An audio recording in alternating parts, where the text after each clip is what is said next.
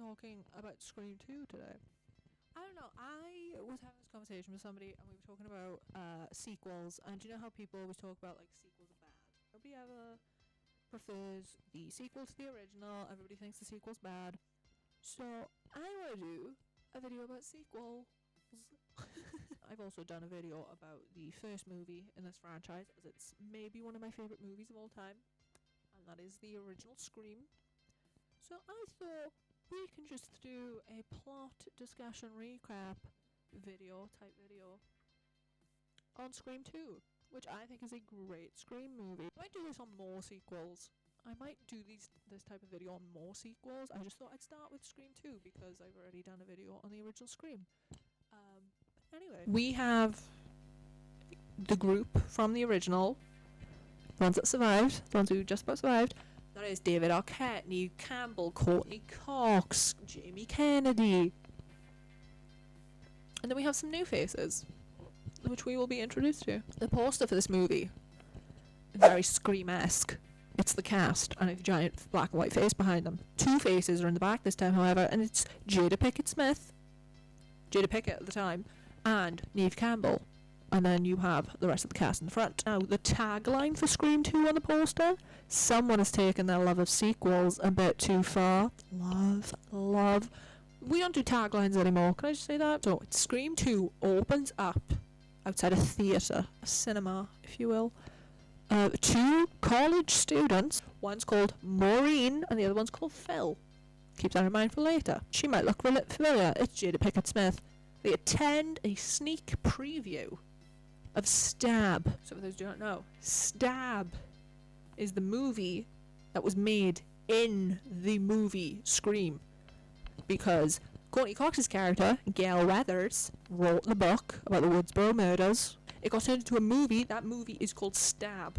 It's a movie within a movie, and we will get there when we get to Scream 3. It's a movie within a movie within a movie. Anyway, I will say this opening scene of Scream 2 is a great opening scene. However, I think a lot of people will agree with me. The scary movie version is the superior version. Lord, I'm having a heart attack! Damn, this is some scary shit! Oh, I am scared! Maureen is not like other girls, okay? She doesn't like horror movies. She doesn't like the stereotypes that they all play into. She doesn't want to be there, but her boyfriend's dragged her along. She's not very happy about it. They go in, they get their popcorn. One thing I will say about American, don't understand how you put the butter on popcorn, but anyway.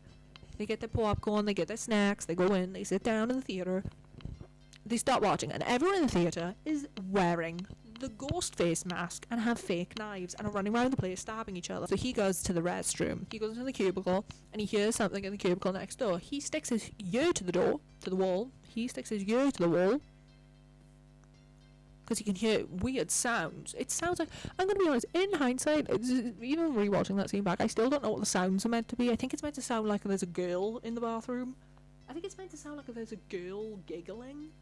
Or maybe I'm confusing it with the Scream. Maybe I'm confusing it with a scary movie. Because one version, it's like a girl is like giggling in the bathroom. And then the other one, I think it's meant to sound like, someone's up to something. Someone's up to something they shouldn't be up to in a public place, if you know what I mean. So he has his ear plastered to the stall wall, trying to figure out what's that noise coming from the next cubicle.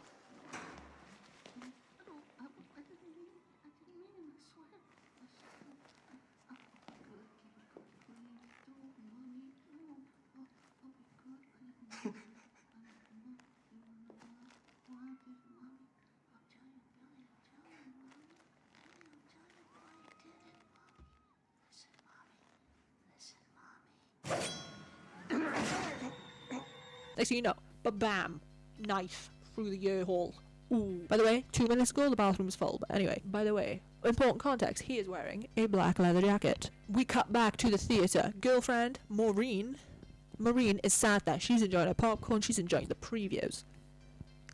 Someone sits next to her wearing the black leather jacket and donning a Scream ghost mask face. She thinks it's her boyfriend playing around, and she's like, I don't like it. You know I don't like horror movies. She's like, I don't like it. Take it off. Why have you got that thing on your face? Anyway, the killer stabs her repeatedly. Stabs.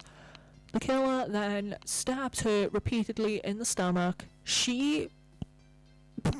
Because the crowd is so raucous, for a better word, no one's paying attention to this, so he is like stabbing her 67 times. She somehow gets up out of her seat, walks out, still getting stabbed, walks down the aisle past the raucous crowd. They're all like, from popcorn, they've all got like, knives, they're all wearing Ghostface masks.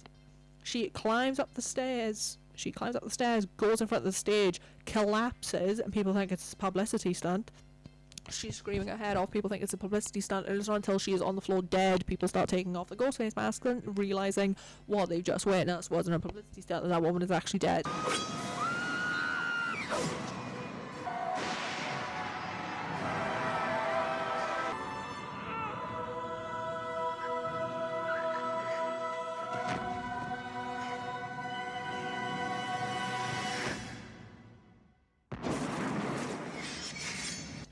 Yeah, that's the bit I'm like, why did she get up? That's the bit I'm like, why? She got up at the seat, walked to the aisle, still getting stabbed, walked up the stairs.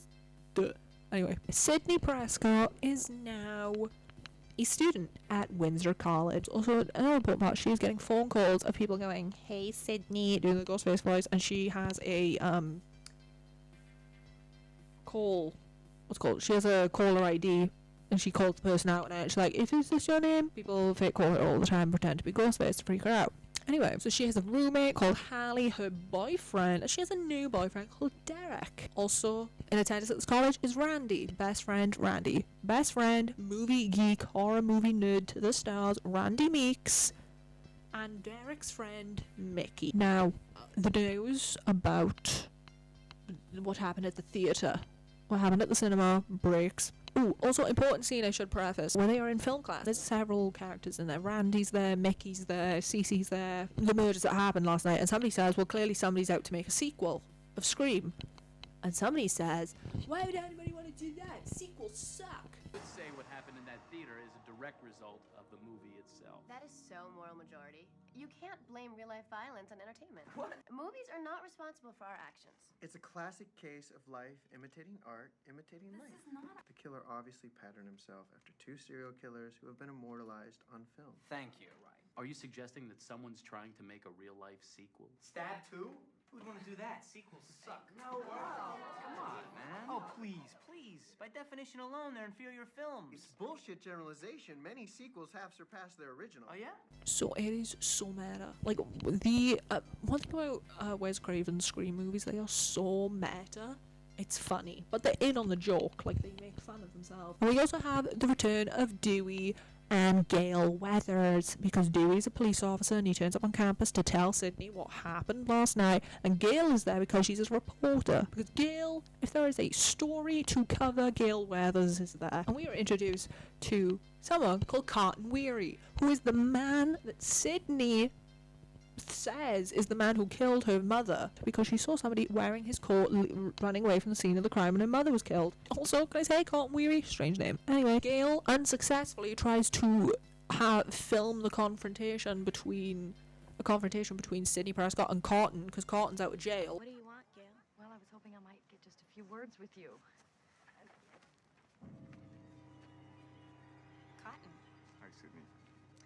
Here we are at Windsor College, where Sidney Prescott has just been reunited with Cotton Weary for the first time since she wrongly accused him of murdering her mother. What the hell are you doing? Oh, Sidney, share with us, please. Oh, I'll share with you. Okay. Did you get that on film? Yes, I got that on film. So she tries to film this on-camera thing, and I believe, I may be wrong, this is the first time we witnessed Sidney Prescott sock Gail Weathers in the face.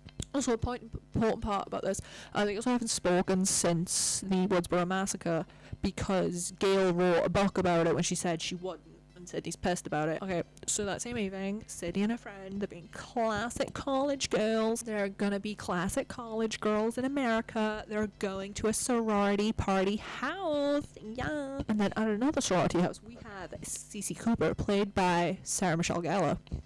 She is at Omega Beta Zeta. Omega Beta Zeta. Hello. I'm inquisitive. Yeah, and I'm impatient. Look, do you want to leave a message for someone? Do you want to die tonight, Cece? Side note, honestly, sororities and fraternities do not make sense to me. Also, the names you people have for them, don't get me started. Anyway, she's watching Nosferatu on the TV. Very correct. She is watching TV and she's watching Nosferatu, and then she also changes the channel and she watches Buffy the Vampire Slayer, which is funny because it's Sarah Michelle Gellar. Funny. DC gets by Ghostface and she gets thrown off the roof at the sorority house. She lands. Everyone is at the party. Everyone is still at the party at the other sorority house. They all see flashing lights. They all run out. They see the crime scene. So everybody runs out and sees the crime scene and Cece's body. So no one is in the house where the party actually was. Then Ghostface turns up out of nowhere, chases Sydney around the other sorority house. He runs off and she opens the door and her boyfriend Derek is there, but he's bleeding because Ghostface hurt him and ran off.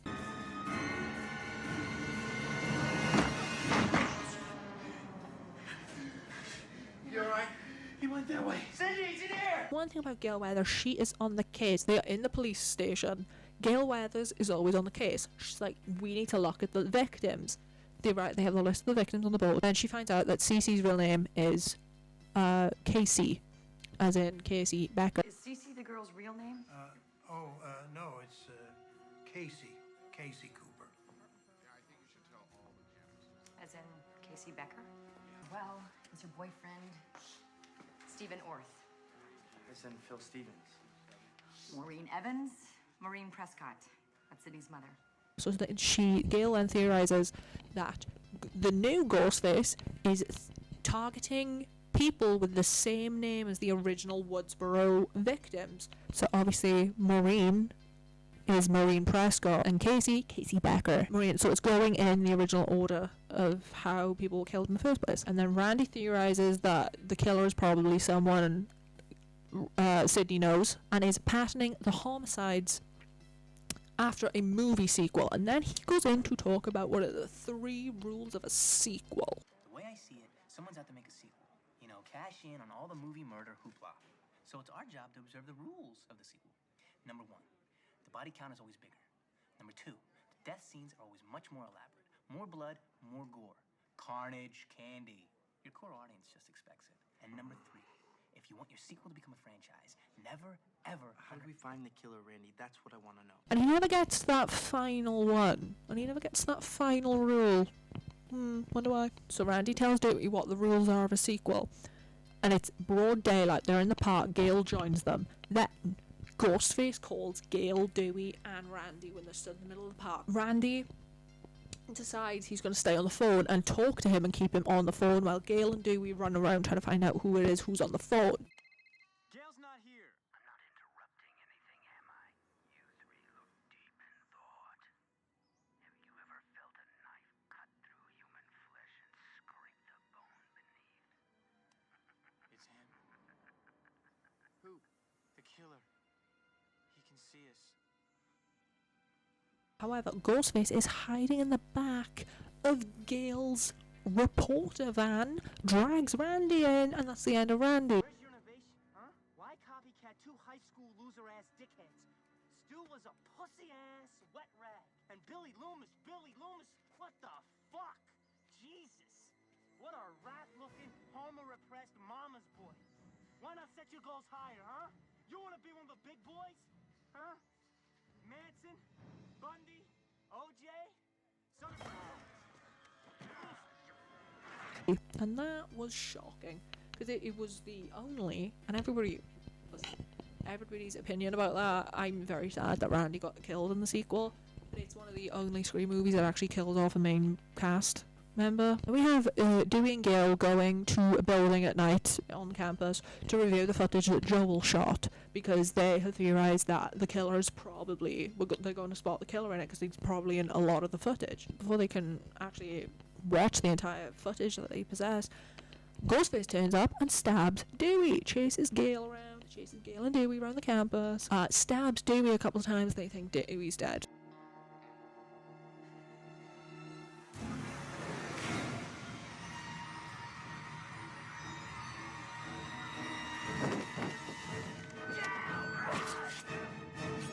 And Gail witnesses the entire thing, and she thinks Dewey's dead. Across campus, 2 officers are driving Sydney and her roommate Hallie to a safe house because they're like, the killer's on the loose, we're going to keep you safe. They, however, get when Ghostface intercepts the vehicle when they're driving down a road, and Ghostface jumps into the driver's seat, and it's one of the best scenes, and I think it's one of the best scenes in the movie. They crash, it knocks out Ghostface, but obviously Ghostface has a mask on, so they can't really tell if he's not. There's a police officer in the passenger seat dead with a pole through his head. Oof. They're in the backseat of a cop car, you can't open them from the inside, you have to open them from the outside, so they're stuck. There's a dead police officer in the passenger seat with a pole through his head, and there's an unconscious Ghostface behind the wheel of the car.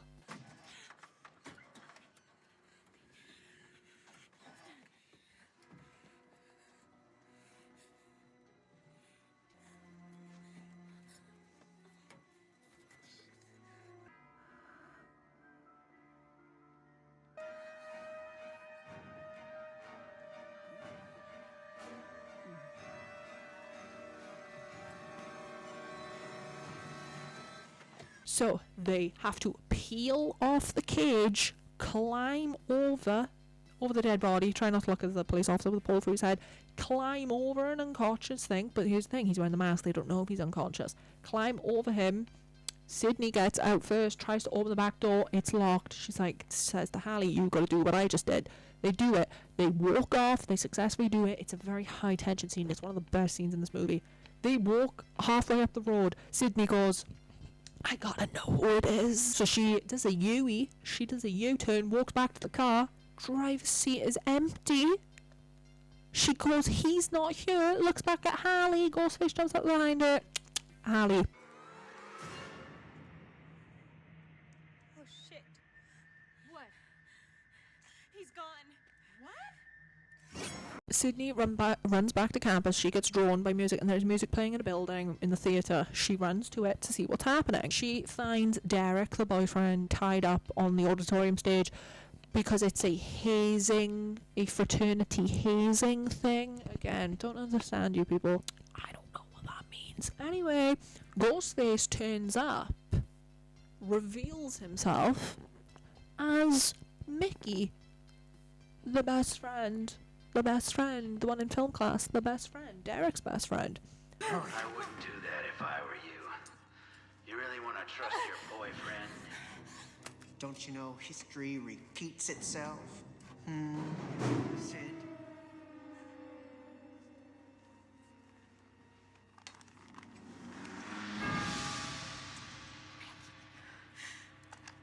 Surprise, Sydney. And he plays mind games. And one thing about Mickey, he plays mind games. He plays mind games with Sydney, and he goes, how do you know? You know I didn't do this alone. How do you know that your precious boyfriend that you're trying to untie from that thing isn't my partner in crime? And Sydney panics, obviously, because she's got PTSD from Billy Loomis, her first boyfriend that turned out to be a serial killer. So she has PTSD, will not stops untying him. Derek is panicking, saying, no, you know me, Sid. Sid, you know me.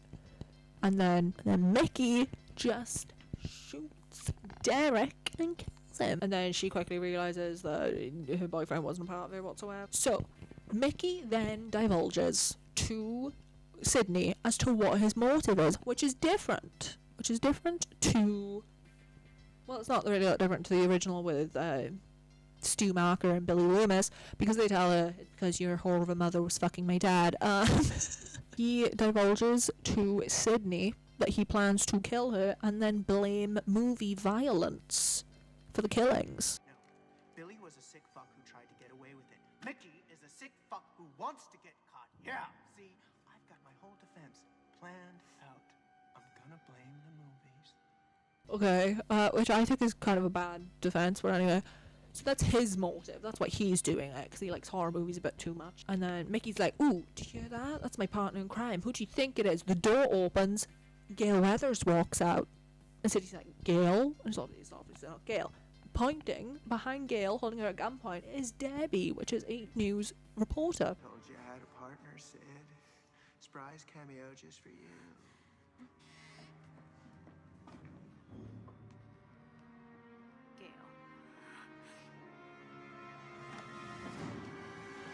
Turns out she is Mickey's accomplice. However, Sydney recognizes her as Nancy Loomis, Billy Loomis's mom.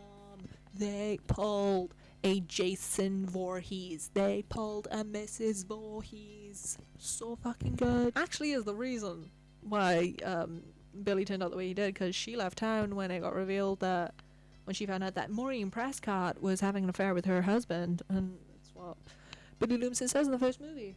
That's what Billy Loomis said. He's like, my mother left town. My mother left because of your mother, because your whore of a mother was fucking my dad. Anyway, Mickey is excited for it all to go to trial because he thinks he's gonna get his like Ted Bundy. He thinks he's gonna get his Ted Bundy moment and be famous and watch it all go to trial because he's psychotic. And Nancy goes, there isn't gonna be a trial, and she shoots him. Wait till the trial. It is gonna rock. Oh, Mickey, there's not gonna be a trial. And confesses she only used him to frame him for the murders so she can get off scot-free. However, as she shoots Mickey, Mickey shoots his gun. It hits Gail. It hits Gail. Gail falls off the stage into like the orchestra pit. So everyone thinks she's dead. Nancy then reveals to Sydney that she is seeking revenge because Sydney killed Billy, her little boy, her little precious boy that she abandoned, but okay. She also discloses that she was the one that killed Randy in the news van because Randy was on the phone to her slandering Billy's name because he called Billy Loomis, and I quote, a homo-repressed mama's boy. So that's why she killed him. Anyway, and Sydney points out to her that you're being a hypocrite because you leaving was the reason why Billy had psychotic tendencies. As they are fighting, Cotton Weary turns up, which I still can't get over. That's his name. Who looks at a child and goes, I'm going to call you Cotton. Anyway, Nancy turns to him and goes, shoot Sydney. She ruined your life. She sent you to jail for a year. She framed you. She told everyone you killed her mother. She sent you to jail for a year because she was one, because obviously Sydney gave the testimony that put Cotton in jail. He looks at Sydney and says, I bet that Diane Sawyer interview doesn't look so bad now, huh? And Sydney goes, consider it done. And then he shoots Mrs. Mrs. Loomis. All of a sudden they hear a noise from the orchestra pit. Gail is still alive. Cotton, Gail, and Sydney are all standing there looking over Mrs. Loomis' body. In the words of Randy, this is usually where the killer comes back to life. However, Mickey is still alive, jumps up, screams. They shoot him 65 times. I always come back. And then just to make sure, Sydney then again shoots her in the forehead, just to make sure. Just in case. And then the police finally arrive. Dewey is somehow still alive. Don't ask. And Gail gets into the ambulance with him rather than staying around to do a report, to do a story on what they've just witnessed, which is a complete opposite to what she did in the original when she on site started to do an interview and report about the Woodsboro murders because she witnessed the entire thing. She gets into the van. She doesn't want to take the opportunity. I'm coming with you. All of the reporters surround Sydney and start asking her questions, and Sydney says you need to ask Cotton. He's the one who saved the day. Just thank Cotton for helping her. Talk to Cotton. He's the man you want to interview. He's the hero. Cotton. And then Cotton's the centre of attention and he's loving life. And that is basically the entire plot of Scream 2. Anyway, I had fun making this. As I said, I don't think this is one of those sequels that falls into that category. I think it's a very good sequel. Do I prefer it to the original? No.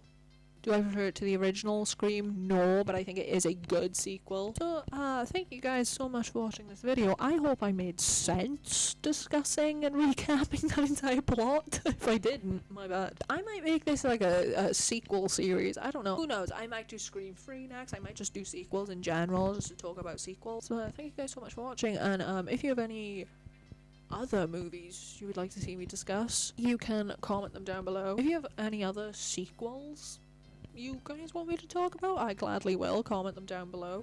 Or if you just want me to do Scream 3, you can also comment that down below because I like Scream 3 as well. As I said in my last video, I'm trying to be really good at weekly uploading, so please write down any of your suggestions for videos. If you did like this video, please like and subscribe, and I will see you guys in the next video. Bye!